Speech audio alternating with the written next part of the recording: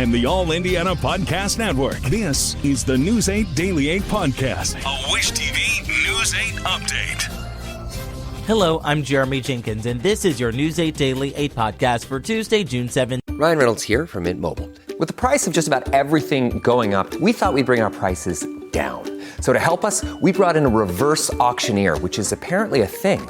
Mint Mobile Unlimited Premium Wireless. How to get 30, 30, bit to get 30, bit to get 20, 20, 20, bit to get 20, 20, bit to get 15, 15, 15, 15, just $15 a month? Sold! Give it a try at mintmobile.com/switch. Upfront payment of $45 for 3-month plan, equivalent to $15 per month required. New customer offer for first 3 months only. Speed slow after 35 gigabytes if network's busy. Taxes and fees extra. See mintmobile.com. We begin in Shelbyville, where a former school board member is now facing charges of sexual exploitation of a minor and possession of child pornography. Federal agents say David Finkel pretended to be an adult woman while he exchanged sexually explicit messages with minors. Investigators say Finkel also had explicit images and videos of children, keeping some of them in a hidden folder on his phone.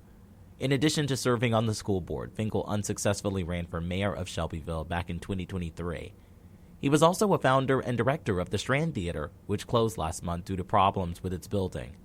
In a statement to News 8, Shelbyville Schools says David Finkel is no longer a board member and the process is underway to replace him. To a story ITmate has been following, video of an arrest in Indianapolis over the weekend is now at the center of an internal IMPD investigation. This after concerns that the officer involved may have gone too far. Cody Fisher reports.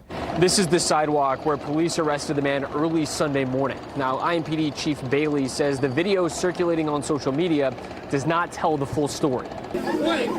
This is the video posted to Facebook over the weekend and now has more than 32,000 views. It shows the officer push the man away. The man then swipes the officer's hand away. That's when the officer shoots him in the chest with non-lethal rounds before arresting him. IMPD says before this arrest, officers saw the man and someone else shouting at each other. The officers stepped in to stop a potential fight. Comments on the Facebook post from people in the community are calling the officers' actions wrong. I recognize that when videos like this are put out with no context, no understanding what's going on, that it can elicit emotions, and I recognize and accept those emotions that people have.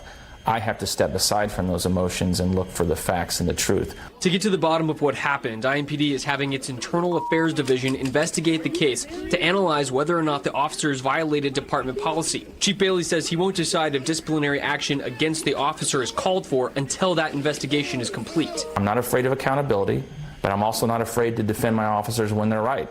I can't make a definitive answer on that without a thorough investigation. I have to make sure that the person we arrested rights are protected, that the officers' rights are protected, and that we have an investigation that uncovers the truth, that defends our officers if they're right, and holds them accountable if they're wrong. The man, who's in his 20s, was arrested for disorderly conduct, battery on a public safety official, resisting law enforcement, and possession of marijuana. But official charges have not been filed yet. Chief Bailey says the officer involved in this incident is still working on the streets until the internal investigation is completed. Reporting downtown for ITmate, I'm Cody Fisher for Wish TV and WishTV.com. In St. Joseph County, a state trooper is now facing theft charges. Online court records show that 39-year-old Andrew Cochis is facing charges of theft, obstruction of justice, and fraud. State police say in a press release that Cochis have been under investigation since last October, but police have given no other details on what led to his arrest. Police say Cochis has since been placed on administrative leave and say his initial court hearing is set for July 8th. A federal prosecutor says the man accused of killing a Democratic state lawmaker and wounding another in Minnesota meticulously planned the Saturday shootings. He then drove to the homes of 2 other lawmakers the night of the attacks. The acting U.S. attorney for Minnesota says Vance Belter appears to have spent months planning the shootings. Belter also had a list of other targets with dozens of names, including officials in at least 3 other states. Police say Belter disguised himself as a police officer before the shootings that killed Minnesota House Speaker Melissa Hortman and her husband. Belter faces both state and federal charges. Let's talk sports.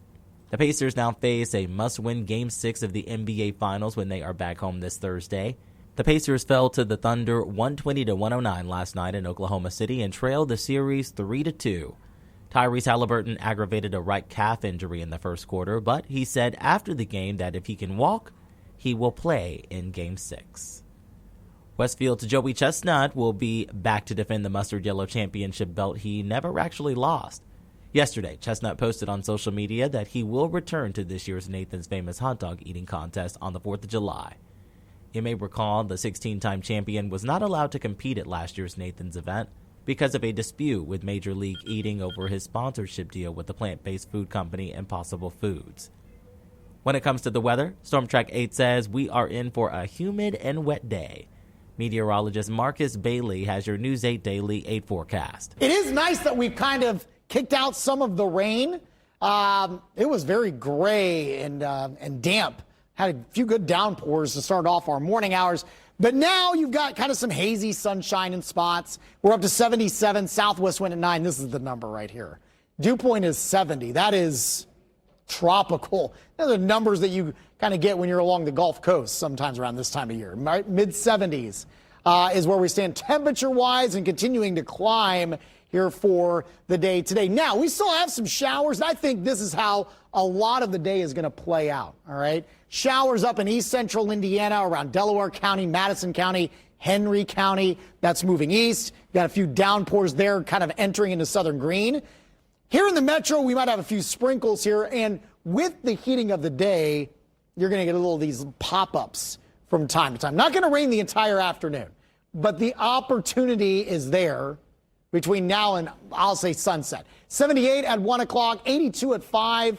Normal high for this time of year is typically around 83. And again, the humidity just stays miserable for the second half of the day. Our probabilities here, again, isolated through around sunset, which happens at around 9 o'clock. Once we lose the heating of the day, we lose that risk for rain. Tomorrow's a different story.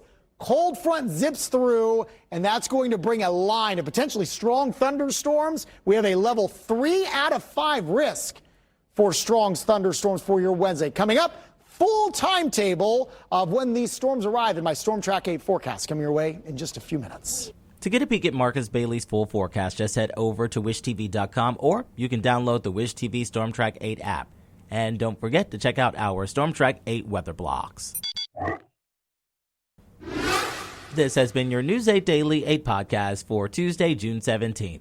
I'm Jeremy Jenkins for Wish TV and wishtv.com. This is the News 8 Daily 8 podcast, a Wish TV News 8 update on demand. For even more, on demand and on the go. Connect with Wish TV on Facebook at wishtv.com and on the free Wish TV mobile app. Thank you for listening. And be sure to like, subscribe, and follow this podcast for updates every weekday morning on the All Indiana Podcast Network and wherever you get your podcast.